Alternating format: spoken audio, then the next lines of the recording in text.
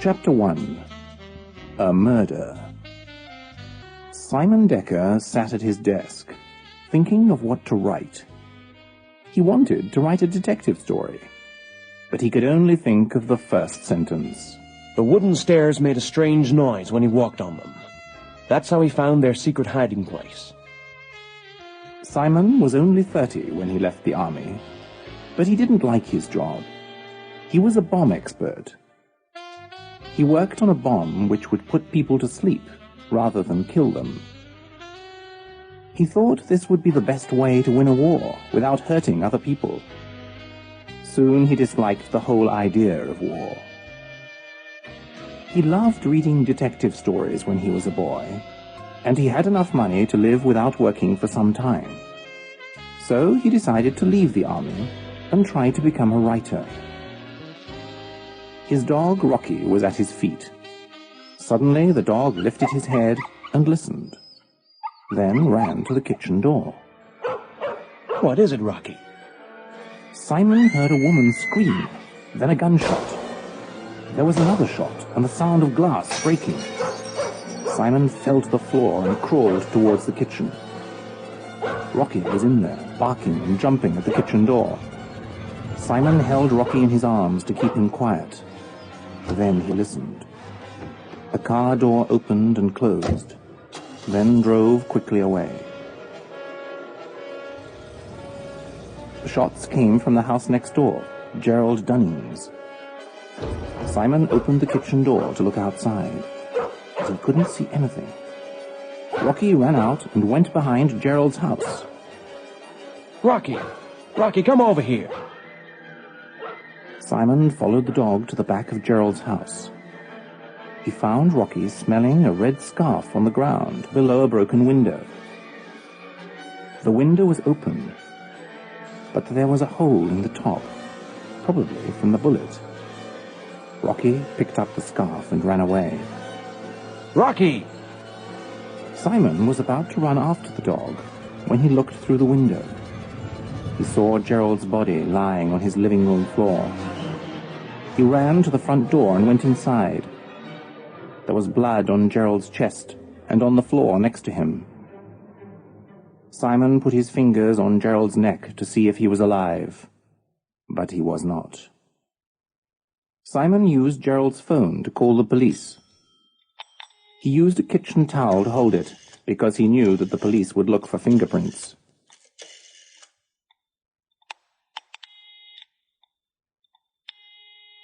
Emergency services? I want to report a murder. The address is 222 Westbury Lane. 1 moment, please. While he waited, he saw something shining near a living room table. It was small and round. Then someone answered the phone. Detective Freeze, how can I help you? Yeah, at last. It's about a murder. Take it easy, sir. We have your address and we're coming there now. Could you give me your name? Yes, it's Decker. Simon Decker. Are you a relative? No, I'm his neighbor. How did you find the body? I was walking past the window, and I saw him lying on the floor through his kitchen window. Are you in the house now? Yes. Please, wait outside until the police arrive, and do not touch anything. Do you understand? Yes. Yes, I understand. Before Simon hung up the phone, he heard a click. It sounded like the telephone bug he once used in the army. He took off the earpiece to see if he was right, and he was. There was a telephone bug in there.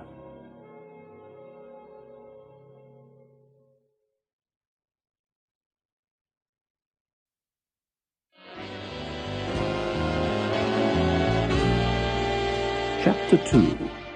Detective Freeze. Simon waited outside Gerald's house for the police. He had the bug in his pocket, thinking of why someone would kill Gerald. He knew Gerald was a scientist, and he thought he worked on animals to find cures for illnesses. Why would someone want to kill him for that? 4 police cars, an ambulance, and 1 black car drove up to the front of Gerald's house.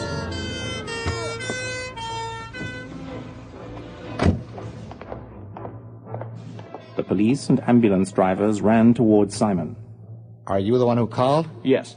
Is there anyone else inside? No. Check all the back and side doors. You two, come with me. The ambulance drivers followed the policeman inside. A tall man wearing dark sunglasses and a long black coat left the black car and walked towards Simon. He took off his sunglasses. His eyes were small and dark.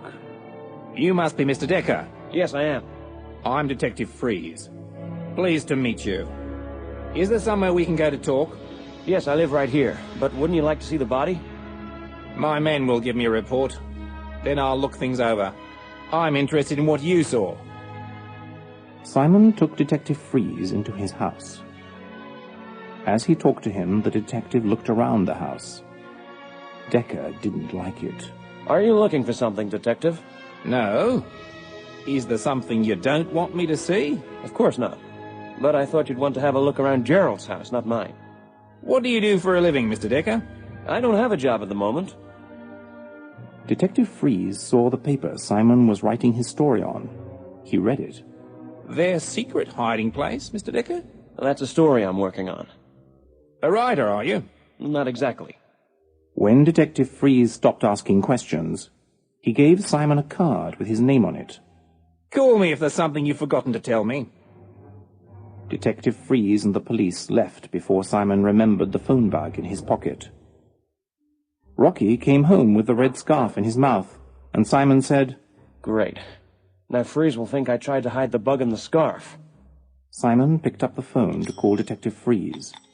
It was sunset, so the shadows from the trees outside his window were long and thin. He thought he saw something move in the shadows. So he put the phone down and went outside. There was yellow police tape around the outside of Gerald's house, but Simon saw nothing else. He looked again inside the window where he first saw Gerald lying on the floor. The living room looked more empty because it was getting dark. Then he saw something shining under the living room table. No one was outside at that time, so Simon went back into Gerald's to see what it was. It was a round, gold button from someone's coat. He couldn't understand how the police missed it. He walked towards the back door, but he heard someone opening the front door. He hid in a corner of the kitchen, behind a cupboard near the fridge. 2 men were in the next room. One was Detective Freeze. He heard them talking to each other. Go upstairs and look through everything. I want you to find that formula. I'll check down here. Detective Freeze came into the kitchen and looked in all the drawers and cupboards. Simon was hidden in the shadow of the cupboard he was next to, but Detective Freeze almost saw him when he opened the fridge. The fridge door was right next to his face. He heard the man from upstairs enter the kitchen. He had a hard, deep voice, as if he smoked a lot of cigarettes, or he had a cold. Did you find anything? Freeze closed the fridge and walked away. No, nothing. We've got to find that girl. She must have it. We have our phone bugged, but we haven't heard anything. What about her roommate, the waitress? She works at a place called Tivoli's. We have someone watching her. Let's bring her in for questioning. And bring that guy from next door, Decker. I think he knows more than he's telling us. Detective Freeze and his man left. Simon waited a little before he came out from behind the cupboard. He realized Freeze was involved in the murder, so he couldn't call him. He sat thinking of what to do when he smelt something like rubbish. He was sitting next to a dustbin, and inside it, near the top, was a box of matches with Tivoli's written on it. He thought of going there to speak to the waitress. Maybe she could tell him something useful.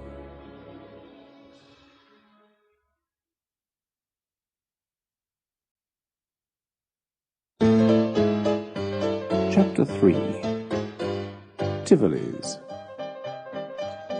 Tivoli's was a small restaurant with 10 small tables and chairs. There was only one waitress, and Simon saw that her name was Sylvie from the name tag on her shirt. She was about 27 years old, with short, brown hair. Her face was round and bright, but she looked sad when she came to Simon's table. I'd like the fish and chips and a beer. Oh, and can I borrow a pen and a piece of paper? I'm a writer, and I just thought of something. Sylvie gave Simon a pen and a piece of paper, and then she went into the kitchen. There were 4 men sitting around the bar. All of them were alone. 3 of them were older, and they looked like Tivoli's regular customers, because they all knew the bartender. The 4th man was younger, about 30 years old. He had his coat on, and there was a tall glass of cola in front of him. He looked up every now and then to look at Sylvie. Simon decided that he was one of Freeze's men. Simon stopped writing, then stood up to go to the men's room. He walked past the young man at the bar and dropped the piece of paper on the ground. He picked it up and gave it to the man at the bar. Excuse me, but I think you dropped this. The man took it, and Simon went into the men's room. The note said, "I know where Gerald Dunning's formula is. Meet me in the men's room." The man put the note in his coat pocket, drank some more of his cola, then quietly walked to the men's room. When he walked through the door, Simon hit him on the back of the neck and knocked him to the floor. He took the man's identity card and his gun. When Simon left the men's room, he saw Sylvie walking into the kitchen. He followed her inside and took her arm. I need to talk to you. Hey, what do you think you're doing? Take your hands off me! It's about your roommate. Does this look like hers? He showed Sylvie the red scarf. Where did you get this? At Gerald's. Now, let's get out of here. It's not safe. Outside Tivoli's, Simon told Sylvie to get into his car. I can't leave my job. What will I tell them? Besides, who are you anyway? I'm Simon Decker. I'm Gerald's neighbor. I just knocked out someone who was watching you. I'm sure he has something to do with Gerald's murder. I think your roommate is in a lot of trouble. You probably are too. Now, you can either get in the car and help me find your roommate, or you can go back to work and hope she doesn't get killed. Rocky was in the back seat of Simon's car. He jumped up and kissed Sylvie's face. She was surprised and screamed. Hey! Rocky, sit down. I'm sorry, that's my dog, Rocky. He doesn't like to be left alone. They drove away from Tivoli's, and Simon told Sylvie everything he knew about Gerald's death. So I think your roommate Beth might be in trouble. I know. I haven't seen her in 2 days. She told me she and Gerald worked on something that might be dangerous. Do you know what it is? No. Do you know where she might be? I think so. Well, tell me how to get there.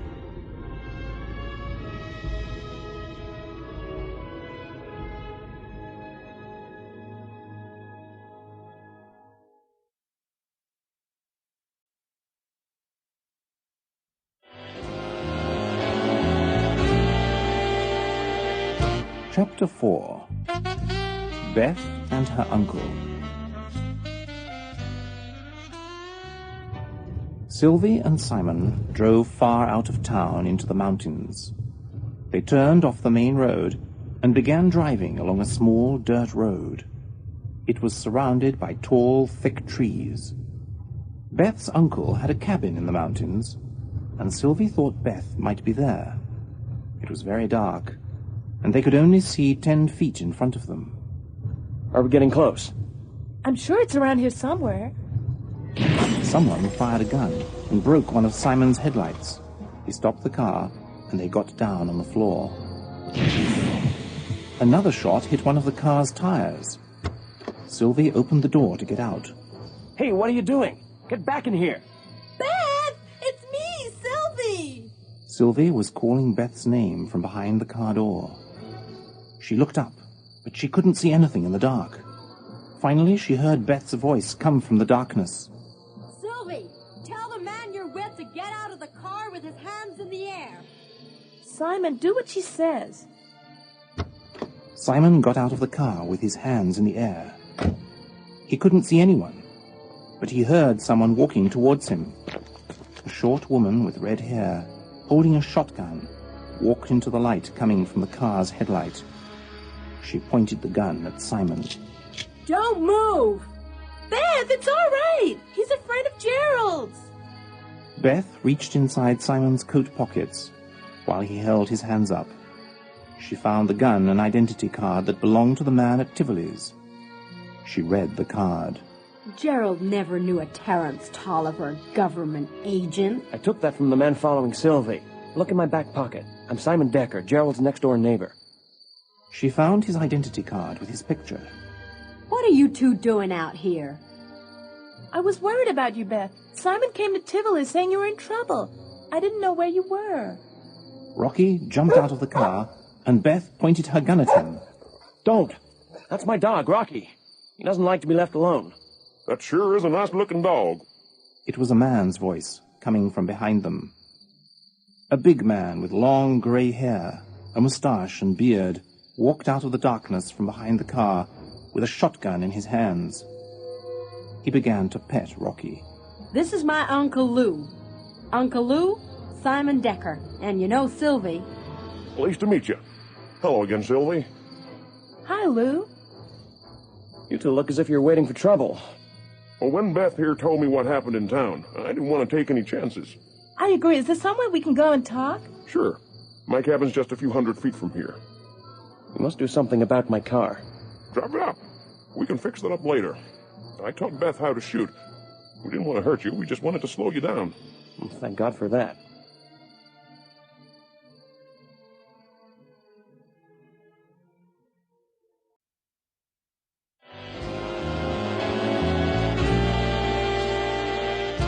Chapter 5. Beth's Mother. Detective Freeze sat at the head of a long table, with many of his men sitting around it. They all had dark suits and papers in front of them, except for one. He was Gerald and Beth's boss, Dr. Leenham. He wore a white scientist's coat and had messy white hair.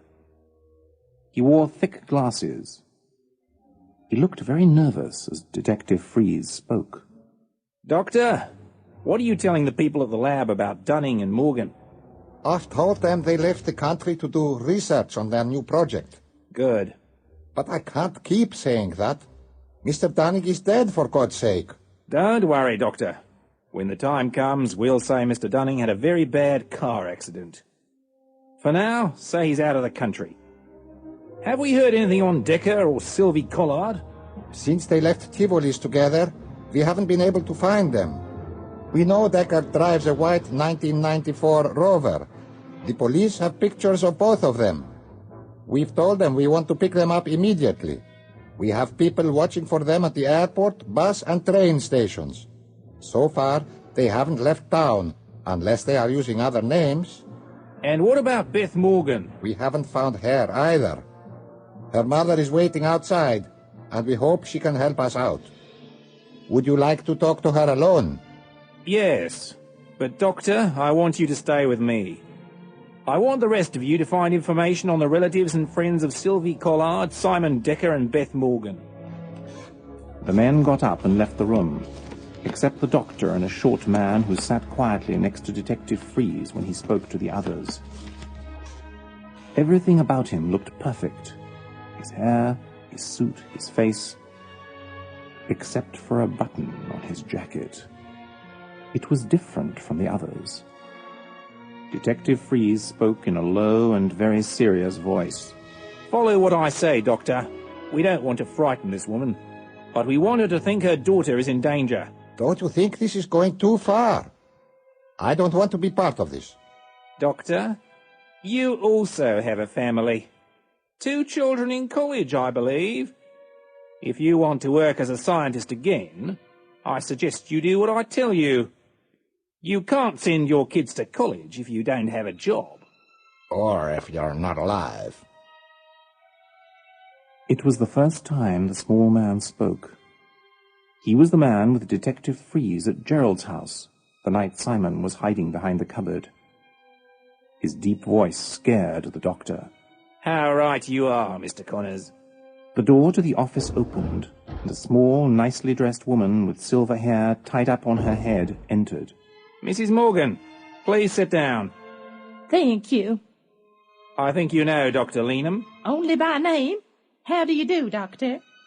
Mrs. Morgan, we don't want to frighten you, but we're having trouble finding Beth. She's working on a very important project, and she seems to have disappeared. Oh, she's not in danger, is she? Tell me the truth. I want to know. No, not at all, Mrs. Morgan. This project was very important. We think she has gone somewhere to be alone. Do you know where she might be? No, I can't imagine. She never goes off on her own. Does she know anyone living out of town? The only place I can think of is my brother's, but I don't think she's there. She couldn't do any work out there. Where? It's in the mountains, away from everything. No, she wouldn't go there. Could you tell us where it is? Well, it doesn't have an address. It's a cabin in the forest. Detective Freeze and Mr. Connors looked at each other. Could you show us where it is? I'll try, but it's been years since I went there myself.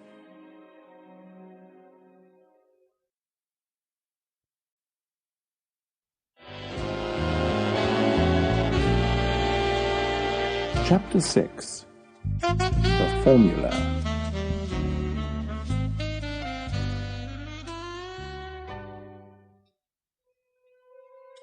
The cabin was dark inside as all the windows were covered in black cloth. No one could see in. There was a wood fire burning in a round stove in the middle of the room. They were all sitting around it. Beth, what is this formula everyone's looking for? Everyone? Well, I went into Gerald's after the murder, and Beth covered her face with her hands. When she pulled her hands away, there were tears on her face, but she tried to hold them back. I hoped it wouldn't be true. I never knew since I jumped through the window whether he was dead or not. Go on. Tell me what you know. Now it's even more important that I finish the work he started. Simon started from the beginning. He told them about the shots and the scream. He showed them the scarf and the bug. I saw the detective looking for the formula in Gerald's house. He said he wanted you. Then he said he wanted to watch my moves, so I thought something must be going on. But why did you go to Tivoli's? Why are you here? How do I know you don't want the formula? I don't even know what the formula is. Gerald was a friend. When you see someone you know killed, and you think the police had something to do with it, you begin to worry.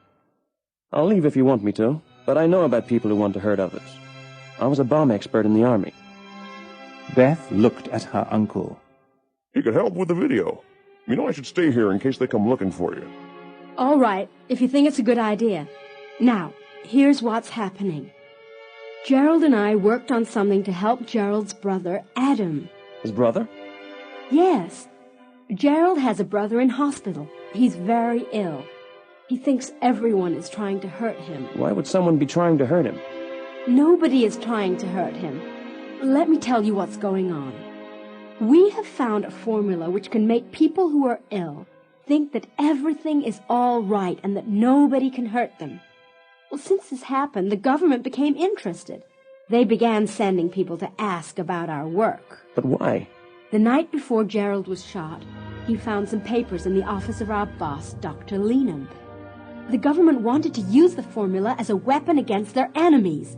They thought they could do anything they wished to a person who thought everything was okay. Why did they kill Gerald? I don't think they wanted to. Gerald called me and told me to come to his house and to bring a bag of clothes because we had to leave the country. When I got to his house, a short man in a dark suit arrived. When he said he wanted the formula, Gerald fought with him. The man had a gun. It went off, and I saw Gerald fall to the ground. Then he aimed the gun at me. I screamed. I was near an open window, so I jumped through it. He fired at me, but he missed. Well, you know the rest. Where is the formula now? Don't worry about that. Now, if you want to help, you'll have to do exactly what I say. Simon took out the gold button he still had in his pocket. I think this came from the killer's jacket when Gerald fought with him. We could use it as evidence. First, we have to visit Gerald's brother. We must take the formula to him. I don't really care about anything else.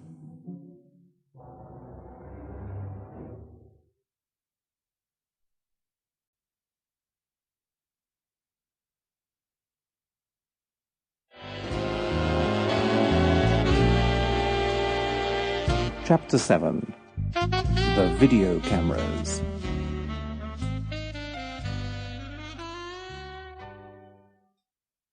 Beth's uncle helped Simon fix the car tire and headlight. Then they decided to hide it. That detective might come up here looking for you. If he does, we don't want him to find out that you've been here.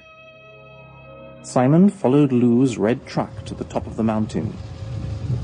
When they reached a space at the top, they stopped. Beth's car was also there. Simon parked his car next to Beth's, then drove back to the cabin in Lou's truck. When they returned, Simon and Lou pulled a tree in front of the road leading to the hidden caves. Then they cleared away their tire marks. Beth came out of the cabin with Sylvie, but Simon didn't recognize her. She had short, blonde hair, and she had a blue dress and white pearls on. What happened? Don't you think your detective friend has a picture of me? Let's hope they don't know my uncle's truck. That's what we'll use to drive back to town. They'll know me and Sylvie. But they won't see you. Come see your new home. The back of Lou's truck had 2 long seats in it. Their tops opened. Sylvie and Simon would hide inside them. Now we have to do a little video work. Video work? Do you think people will believe what we say against the government? Beth had 2 video cameras. She gave one to Uncle Lou. She put the other in the truck. Uncle Lou began filming Beth, Sylvie, and Simon, while Beth spoke to the camera, explaining what they would do. We are about to leave for Rutherford Hospital. There we plan to carry out the work of Dr. Gerald Dunning. Mr. Dunning was killed by government agents who are now after us. We think they will come here looking for us, and we will film them arriving if they do. Lou stopped filming, and they got ready to leave.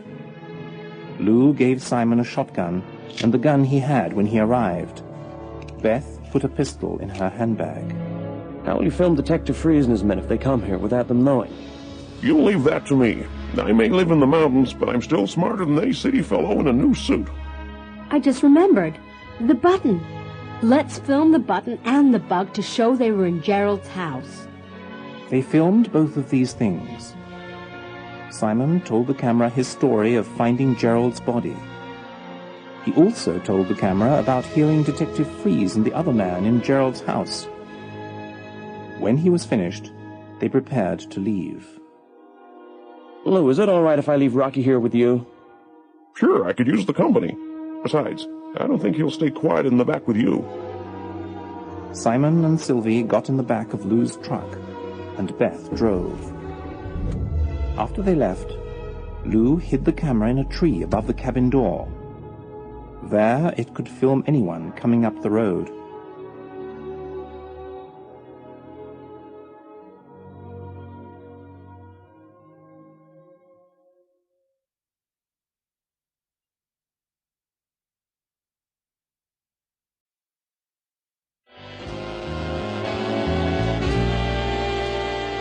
Chapter 8.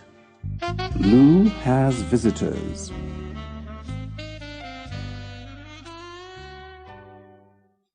Two black cars drove up to the cabin. Lou was standing at the door waiting. The video camera was hidden behind some leaves in the tree above him. It could record everything they said.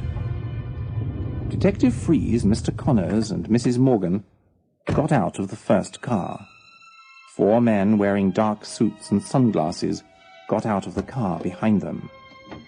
Agnes, what are you doing here? Oh, Lou, they told me Beth was missing. This is the only place I could think she could be. Who are all these people? Mr. Swanson, I'm Detective Freeze.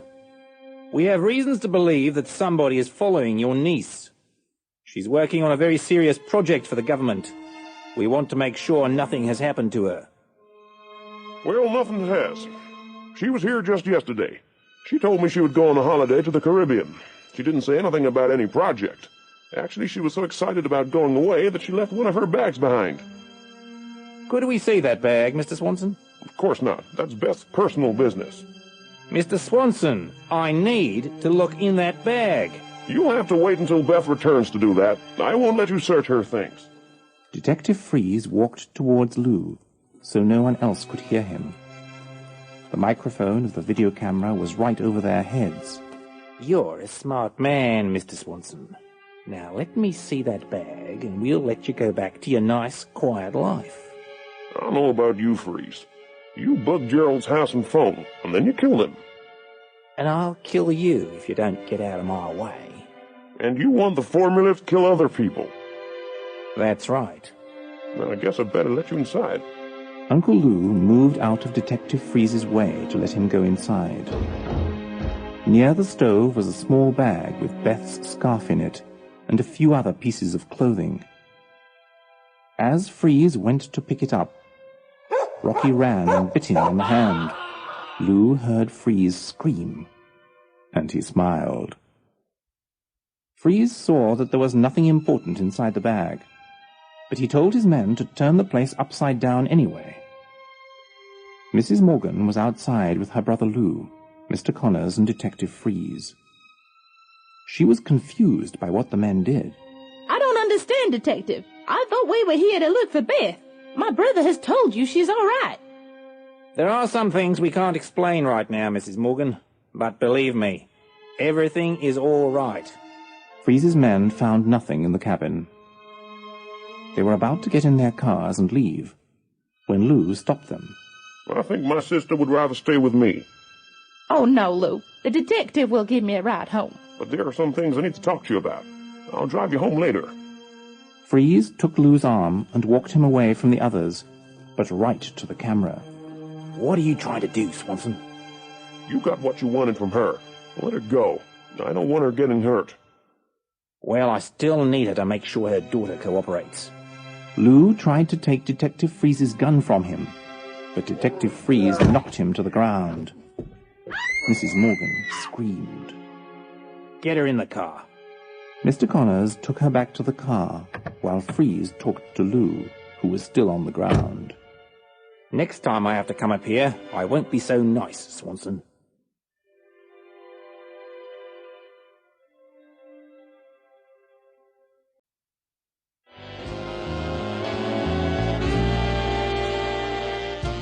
Chapter 9. Gerald's Brother Adam.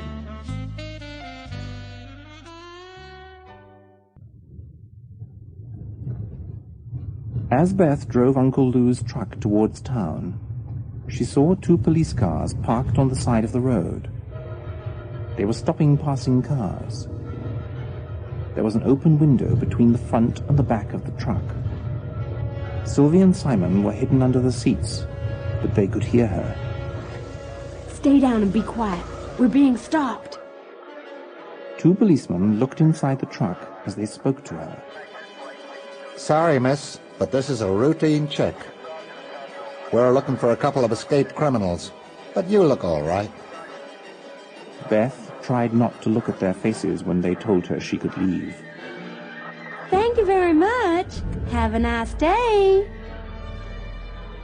When she came to the Rutherford Hospital car park, she saw 2 of Freeze's men near the front door. Simon, Sylvie, we've got a problem. They came out of their hiding place. Simon looked around the car park. They were a few hundred feet from the hospital door. Neither of the men saw them. Simon saw what he thought was their black car parked away from the door, near the car park's exit. Can you shoot a gun, Sylvie? Yeah, I used to go hunting with my father. Good. Take this gun and shoot at the windows of that black car. The police will come, but don't worry. We'll clear it up later. I'll get it on film. Sylvia took the shotgun and did as Simon said. Freeze's men ran to their car with their guns in their hands. A lot of the nurses and doctors from the hospital ran out to see what happened. Simon got it all on film. This is our chance. Let's go. Simon and Beth ran into the hospital and went up to the 12th floor, where Gerald's brother's room was. They ran up to the reception desk, and Beth pulled a gun out of her bag. Give me the keys to room 1209. Fast! The nurse behind the desk gave her the keys. They ran to room 1209. The nurse called security. When Beth and Simon opened his door, they couldn't see Adam. There was an empty bed with a table beside it and a white curtain near the back wall. They saw something move behind the curtain. Adam? Is that you? It's me, Beth. Remember me? Gerald's friend? A pair of eyes looked out from behind the curtain. Simon, turn the camera on. Beth began talking to the camera. She took off her string of pearls and opened a pearl which wasn't real. In here is a formula Dr. Gerald Dunning and I have made to help sick people get better. Dr. Dunning was killed because our government wants to take the same formula and use it against its enemies.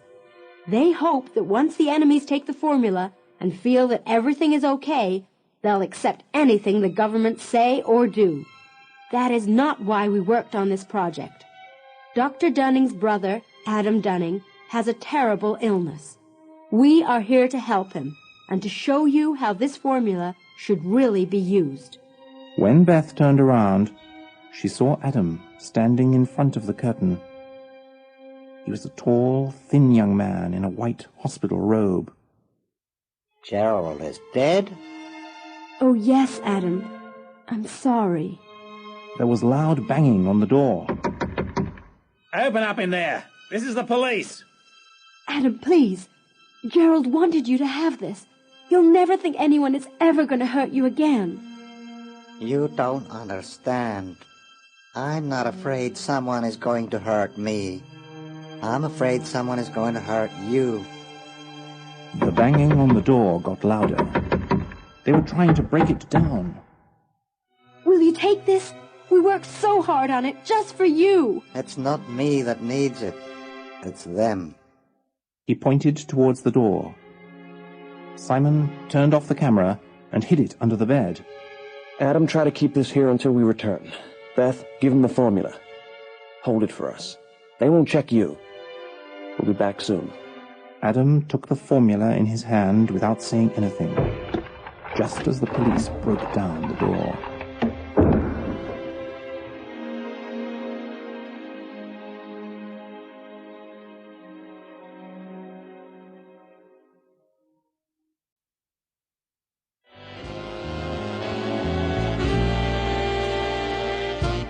Chapter 10. Simon and Beth.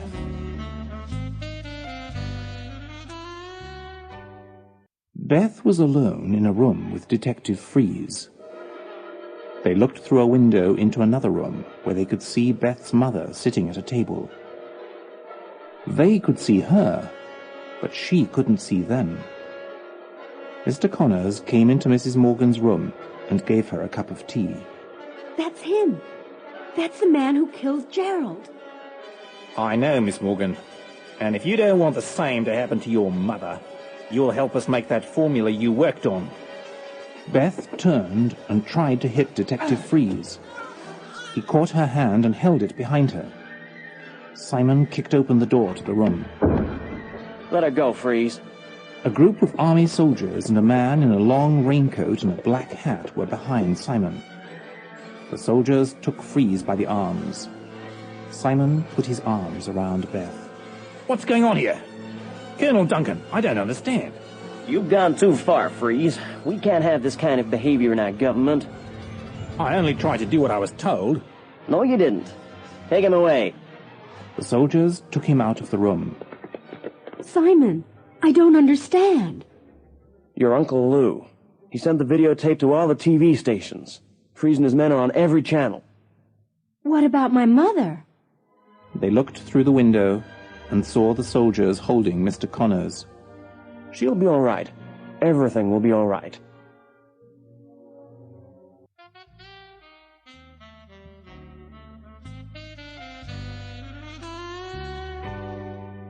Simon was back in his house, sitting at his desk. Rocky was asleep at his feet. He still had the same sentences written on the paper in front of him. The wooden stairs made a strange noise when he walked on them. That's how he found their secret hiding place. The phone rang. It was Beth. How's the detective story coming along? I'm afraid I'm better at acting in detective stories than writing them.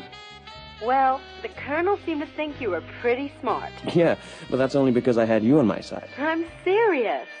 You should think about becoming something like a spy yourself. Let's talk about something else. All right. And if you can't think of anything more to write tonight, why don't you come over for dinner? Is it all right if I bring Rocky? He doesn't like being left alone. Of course. I like him almost as much as I like you.